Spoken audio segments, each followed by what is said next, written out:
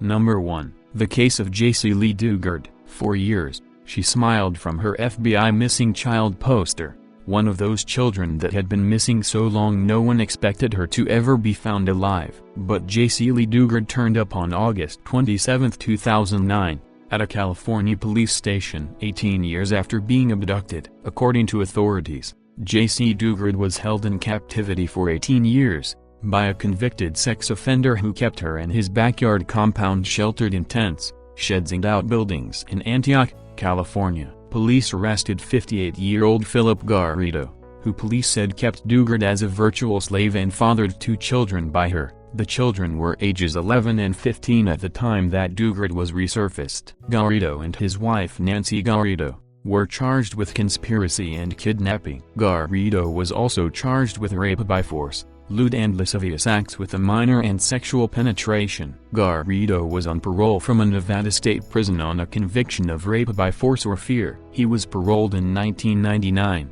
Dugard's ordeal began to come to an end after California parole officials received a report that Garrido was seen with 2 young children. They called him in for questioning, but then sent him home with instructions to return the following day. The following day, Garrido returned with his wife, Nancy, and Jaycee Dugard, who was going by the name Alyssa, and the 2 children. After separating Garrido from his group so that he could interview Jaycee, during the interview, Jaycee attempted to protect Garrido when the investigator asked if she knew he was a sex offender, but as the interview went on, Jaycee became visibly agitated and made up another story about being an abused wife hiding from her husband in the Garrido home. As the interviews became more intensive, Jaycee began to show signs of Stockholm Syndrome and became angry and demanded why she was being interrogated. Finally, Philip Garrido broke down and told the investigators that he had kidnapped and raped Jaycee Dugard. It was only after his confession that Jaycee told the investigators her true identity. None of the children have ever been to school.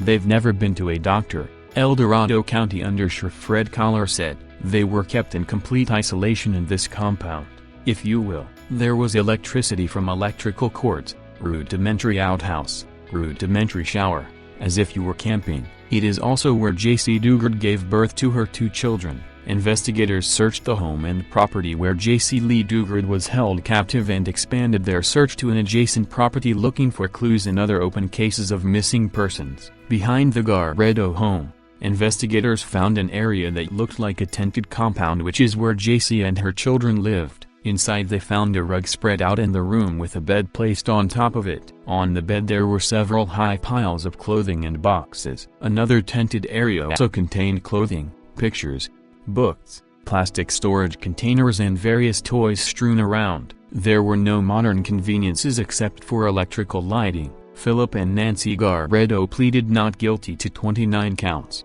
including forcible abduction, rape and false imprisonment. When the Garridos were arrested, Jaycee experienced mixed emotions, but with counseling and medical care for herself and her children, she began to understand the terrible things that were done to her. Her attorney McGregor Scott said that she was fully cooperating with the investigation because she understood that the Garridos needed to be held accountable for their crimes.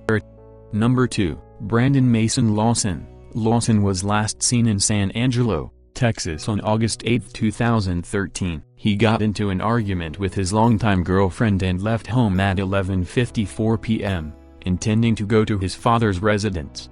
About 45 minutes later, Lawson called his brother to say he'd run out of gas. He then called 911 to say he was stranded. The call was garbled and Lawson was difficult to understand. He said he didn't need an ambulance but asked for the police to come. Lawson's brother and his brother's girlfriend went out to bring Lawson their gas can. The police and Lawson's brother and his brother's girlfriend arrived at Lawson's truck at the time. It was on US 227 4.5 miles south of Branden, Texas, and not far from a rest stop, and parked haphazardly. The gas tank was in fact empty. The vehicle was undamaged and Lawson wasn't there. His keys and cellular phone were also missing. A photo of a similar phone is posted below this case summary. His brother called him again and Lawson said he was 10 minutes up the road. He added that he was bleeding. The phone went dead at this point. An extensive search of the area turned up no sign of him. However, he has never been heard from again. His family didn't find out he'd called 911 that night until they viewed his cellular phone records. Lawson had an outstanding felony warrant, but his family doesn't believe he would have run from the police because of it. He worked in the oil industry at the time of his disappearance and left behind 4 children, 3 with his girlfriend and 1 from a prior relationship. Although investigators have stated there's no evidence of foul play in his case, his family stated it's uncharacteristic of him to leave without warning and they're afraid for his safety. He is classified as an involuntarily missing person and his case remains unsolved. Number 3. Shults Family, Drage, Germany. On Tuesday, July 21, 2015, the Shults family, consisting of father Marco, 41, mother Sylvia, 43, and daughter Miriam, 12, visit a horse farm close to their home. This is the last time they were seen alive together. The following day is the last school day before the holidays start. The weather is quite pleasant and people are in good spirits, but unfortunately Miriam Shults is ill that day and is not able to see her friends one more last time before the holidays start. But her father takes care of her while her mother works at a nearby supermarket. Her co-worker is the last known person to see her alive. On Friday, July 24, her boss reports Sylvia as missing, and the very same day the police visits the Shults home. Nobody reacts to them knocking and ringing the home, so they open the door only to be welcomed by the friendly family cats. They find the wallets and paperwork there, but Miriam's favorite stuffed animals are missing. There is no sign of a suicide note or a farewell letter. The next 3 days police, firefighters and the public are searching for the family, but they have no luck. But only on Friday, July 31, the drowned body of Marco Shults is found bound to a 25 kilograms heavy concrete block in the River Elbe. The police searches the river for Sylvia and Miriam, but they end up finding nothing, except Sylvia's bike, which was found under the bridge from which Marco jumped from. What happened on Wednesday, July 22? As mentioned, Sylvia went to work while Marco took care of Miriam. Marco was seen buying a pack of cigarettes that day. Miriam had a doctor's appointment to which she didn't appear to. Between 4 to 5 p.m. Sylvia leaves work in her gray Dacia.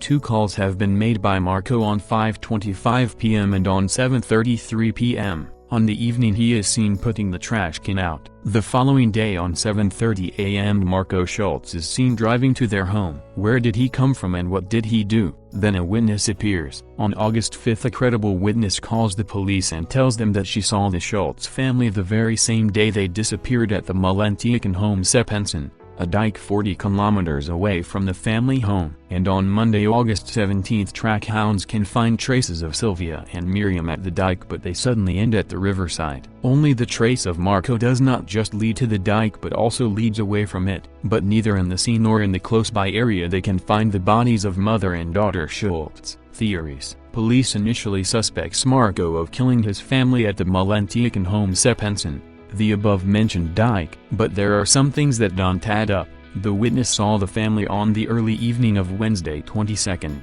Marco made 2 calls from his home, 5:25 p.m. and on 7:33 p.m., so it's rather unlikely that within 2 hours he drove 40 kilometers, 38 minutes, to the dike, killed his family, disposed the bodies that the police didn't find them, and drove 40 kilometers back to his house. He could have of course put the bodies in his car, brought them home and got rid of them later. The following day on 7:30 a.m. Marco Shults is seen driving back to their home, so maybe he did it sometime around then. There were no motives for him to kill his family, no suicide note, no mental illnesses. Of course one can snap and kill someone in rage within a struggle, but his daughter, too? If he planned the murder, why would he do it in public? Why not in their family home? On the other hand, you could argue that the witness maybe was wrong and saw a different family or saw them a different day. Then he could have killed his family at home and disposed their body sometime later. The other theory is that Sylvia left him with their daughter and he committed suicide thereafter, but there are no significant facts that are backing this theory. There are of course other theories, that a different person or persons killed or kidnapped Sylvia and Miriam, and either Marco killed himself or they killed him and made it look like a suicide. But there are no facts backing that up either. Hopefully there will be some new developments in this case. Number 4. The Johnny Gosch Tragedy. John was last seen while conducting his newspaper route in West Des Moines, Iowa on September 5, 1982. He was accompanied by his dachshund, Gretchen. His father normally accompanied John on his route. The day before his disappearance, John asked to be allowed to do his route alone, but his parents wouldn't allow it. He apparently got up at 5:45 a.m. and left the house without waking his father as he was supposed to do. Witnesses told authorities that John was seen speaking to a male suspect on 42nd Street and Marcourt Lane while delivering his newspapers. The man was driving a blue two-tone Ford Fairmount, and John was apparently giving him directions. At 7 a.m., customers on John's route called his home, saying their newspapers hadn't been delivered. His parents thought John might have overslept, but when they checked his room they realized he was gone. Gretchen returned to family's residence, but John had vanished. His wagon, with the papers still inside, was found 2 blocks from his home. John's mother, Noreen Gosch, hired private investigators to look into her son's disappearance. She believes he was kidnapped and sold into a pedophile prostitution ring. She claimed she was visited by her son when she testified during a 1999 pedophile crime organization trial in Nebraska. Noreen said that he had visited her Iowa apartment in the middle of the night in March 1997 with an unidentified male, and stayed for over an hour. Noreen went on to say that her son told her he had been abducted by members of a pedophile crime ring. He said he had escaped from the group sometime earlier, was keeping a low profile to avoid repercussions from his former captors, and would probably not visit her again. Noreen maintained that she had no further contact with her son since that time, as she feared for his well-being. In 1999, a witness in an embezzlement trial claimed he had participated in John's abduction and that he himself was a victim of the same child sex ring that got John. When police investigated, however, they discovered the witness had been in Omaha, Nebraska on the date John disappeared. In August 2006, Noreen told the press that she had found photographs left by the front door of her home. The images depicted 3 boys, one of them resembling John, and all of them were bound and gagged. In one of the pictures, the boy resembling John was wearing sweatpants similar to the pair John had worn when he was abducted. Other people connected the case reported receiving copies of the photos, either through the internet or through anonymous deliveries. Noreen stated she believed the photos were of her son and were authentic, but the police think otherwise. A Florida law enforcement officer stated he had investigated the very same photographs in the 1970s, before John disappeared, and had identified all the boys pictured, and they had willingly posed for the photos. Iowa police have yet to confirm the Florida investigators' account, but they stated they thought whoever gave the photographs to Noreen may have been playing a cruel prank. John vanished from the same vicinity that Eugene Martin disappeared from in 1984. Both boys were newspaper carriers in the Des Moines area. It is not known if the 2 cases are related. Number 5. The disappearance of the Lighthouse Keepers. In January 1900, 3 lighthouse keepers on a remote island disappeared into the night, never to be seen again. Their disappearance still baffles scholars more than 100 years after the event. The mystery happened on the largest of the Flannan Islands, Eileen Moore, which is part of a group of 7 islands, sometimes referred to as the 7 Hunters. The 3 lighthouse keepers, Thomas Marshall, James Duckett and Donald MacArthur, disappeared on the island without a trace, leaving only speculation behind. A relief boat was supposed to sail to the island several days before, carrying supplies and a change of crew, but due to the storm this was delayed. When there was no sign of the keepers at the lighthouse, who should have been waiting at the front of the lighthouse to welcome the boat, a thorough search of the island and property was made, with nothing out of the ordinary uncovered. The interior of the lighthouse itself was as should be, with oil in the lamps waiting to be lit and ashes in the grate. The only thing which appeared out of the ordinary was the 2 sets of missing oilskins, the outdoor gear the keepers donned. Only one set remained, belonging to Donald MacArthur, meaning he had gone outside in a ferocious storm in just his clothes. This was not only unheard of, but also illegal. One of the rules of the Northern Lighthouse Board was that one man always must remain inside the lighthouse. The following investigation carried out concluded that 2 of the men must have been outside during the storm and were swept away by the waves. Donald MacArthur then ran out to their rescue but was also swept away. But even the official investigation was mere speculation, as no proof to this story has ever appeared. It is simply as if the 3 men walked off the island. The Scotsman newspaper received a telegraph alerting them of this event, and reported it on Friday 28 December, 1900. In the original report it was written, "There are 4 lighthouse men attached to this station. 3 of them are always on the rock attending to the light. Each of the 4 in turn is 6 weeks on the island, and a fortnight on the mainland. During that fortnight they reside at the township of Bresleet, on the north side of Loch Rosg. The Flannans are visited every fortnight by the commissioner's steamer Hesperus, and it was on this vessel, which is under the command of Captain Harvey, making her usual call at the lighthouse with stores on Wednesday, that the unfortunate discovery was made that the whole of the lighthouse staff were missing. But for the lighthouse men, these rocky and lonely islands are uninhabited." The Hesperus left Oban on Monday and took on board the keeper, who after a fortnight on shore was returning to relieve one of his comrades. On the boat's Crow landing at Eileen Moor, no one was to be seen. The tower and the residences of the keeper were searched, but none of the men could be found. A rocket was fired, but there was no response, and the painful convictions was forced home that the lighthouse keepers had been swept off the island and drowned. All the clocks in the building were stopped, from which it is considered possible that the disaster occurred at least a week ago, presumably Thursday last, the 20th, the day of the terrific gale which did so much damage all over Scotland, and wrecked part of the Shetland fishing fleet. Number 6. The disappearance of Christopher Kurtz. Christopher stayed home from school on April 20, 1990. He said he had a bad headache, and his parents left him alone at their residence in Negan, Minnesota. When they came home, the family's light blue 1988 Dodge Caravan was gone, the family dog was running around loose, and there was a note on the kitchen table from Christopher reading, "Mom, something important came up plus feeling somewhat better, back by 6. Unless I get lost. Love, Chris." The word "lost" in the note was underlined twice. Christopher never arrived home and has never been heard from again. He withdrew $200 from his savings account the day he disappeared. The next day, a handwritten note arrived at his parents' home, postmarked Duluth, Minnesota. The note said Christopher had lied about being sick so he could use the family's car to get away to not even I know where. He said he intended to commit suicide and apologized for hurting his family and loved ones. 2 days after Christopher was last seen, the Dodge Caravan was found abandoned on the roadside in Itasca County in northern Minnesota, near the George Washington State Forest and the Chippewa National Forest. About 20 miles north of Grand Rapids, Minnesota.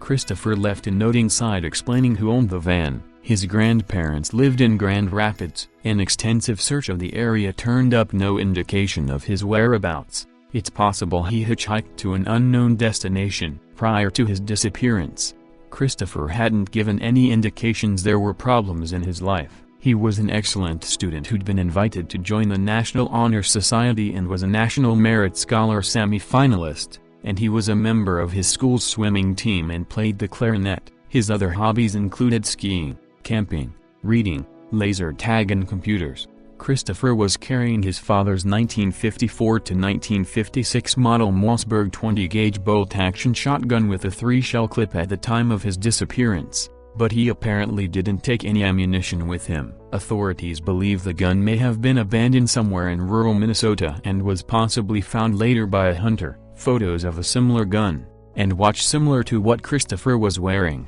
are posted below this case summary. Investigators would like to hear from anyone who found such a gun in 1990 or afterwards. Christopher's case remains unsolved and many agencies classify it as a runaway. His parents still live in the house where they lived in 1990, and have kept the same phone number. Number 7. The curious case of Asha Dugard. Asha resided with her family in an apartment on Oak Crest Street in Shelby, North Carolina in 2000. She was last seen inside her home at approximately 2:30 a.m. on February 14, 2000. Asha's father went to sleep at that time and told authorities his daughter was asleep in her bed when he checked on her. Asha shared a room with her older brother, who stated that he heard noises during the early morning hours and assumed his sister was tossing in her sleep. Asha's mother went into her room at approximately 6:30 a.m. to wake her children for school and discovered Asha was not in her bed. The family immediately summoned authorities and an extensive search of the surrounding area was initialized, with no result. Asha has never been heard from again. 2 truck drivers reported seeing her walking south on Highway 18 north of Shelby between 3:30 and 4:15 a.m. Asha was apparently near the intersection of Highway 180 at the time. About a mile from her home, she left the highway at this point and walked off into the darkness. It was the last confirmed sighting of the child. Investigators believe Asha left her residence of her own accord. She is described as being quiet, shy person and a good student with a happy home life, and her reasons for leaving aren't clear. Asha's basketball team lost a game, their first loss in the season, the day before her disappearance. Her family said she was upset over the loss, but she calmed down within a few hours. Asha's 4th grade class at Falston Elementary School read the book The Whipping Boy by Sid Fleischman in February 2000. The book centers around the story of a prince and a commoner child who receives lashes on the royal's behalf. The children proceed to run away and the book details their adventures. Both boys return safely to the kingdom at the story's end. It is not known if the book served as a catalyst for Asha's disappearance. Asha's black book bag and black Tweety bird purse were missing from her room after her disappearance,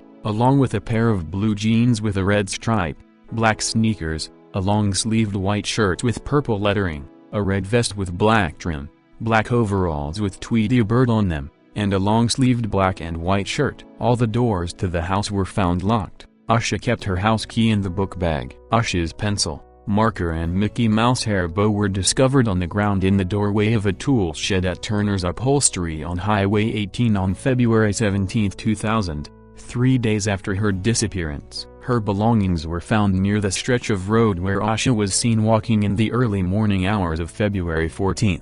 A search of the area failed to produce additional evidence. The items were discovered more than 1 mile from Asha's residence. A contractor uncovered Asha's book bag, which has her name and telephone number written on it, buried off Highway 18 in August 2001, 18 months after she disappeared. The item had been double-wrapped in black plastic trash bags and was found more than 26 miles from her family's home and in a different direction from where she'd been walking. Nearby, some animal bones and a pair of men's khaki pants were found. The bag was sent to a federal laboratory for testing, but, citing the pending investigation, authorities never released the results. Unconfirmed reports state the bag contained Asha's name on a piece of paper, as well as clothing and a pencil case. In October of that year, a plastic trash bag similar to the one Asha's book bag was wrapped in was found. The bag was sent to a police lab for analysis. Investigators announced that they considered Asha's disappearance to be a criminal matter and foul play was suspected after the book bag's discovery.